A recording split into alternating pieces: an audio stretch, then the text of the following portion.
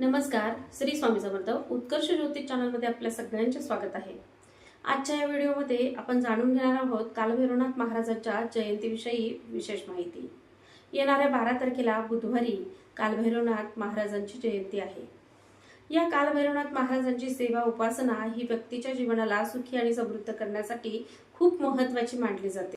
कालभैरव हे शिवांचेच एक औषरूप आहेत आणि म्हणूनच त्यांची सेवा उपासना ही अत्यंत महत्त्वाची मानली जाते. मानवी जीवन सुखी आणि समृद्ध करण्यासाठी तर ती सेवा वापरली जातेच, परंतु त्यासोबतच ही सेवा केल्यामुळे जीवनातील दुःख समस्या सुटण्यासाठी देखील याचा फायदा होतो. ज्यांच्या पत्रिकेत कालसर्पासारखे दोष आहे, शनी राहू केतू यासारख्या पापग्रहांची पीडा आहे, वास्तुदोष आहे, पितृदोष आहे, तर या सगळ्यांचा परिहार म्हणून कालभैरवनाथ महाराजांची सेवा उपासना केली जाते. येणाऱ्या 12 नोव्हेंबरला म्हणजेच बुधवारी कालभैरवनाथ महाराजांची जयंती आहे, जन्मोत्सव आहे आणि त्याच अनुषंगाने आजच्या या व्हिडिओमधून आपण त्यांच्याबद्दल संपूर्ण माहिती जाणून घेणार आहोत.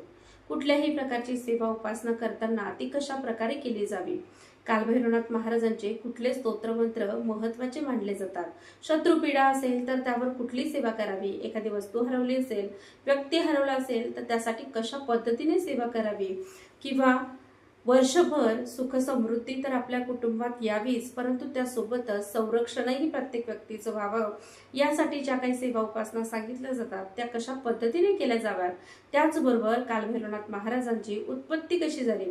आपण मानतो की ते शिवांचेच एक अंशरूप आहेत आणि मग शिवांचे हे अंशरूप यांची उत्पत्ती कशी झाली, यांचा जन्म कसा झाला याची सुद्धा संपूर्ण माहिती असणारा एक व्हिडिओ आपल्या चॅनलवर उपलब्ध आहे. त्याचाही लाभ अवश्य घ्यावा. धन्यवाद.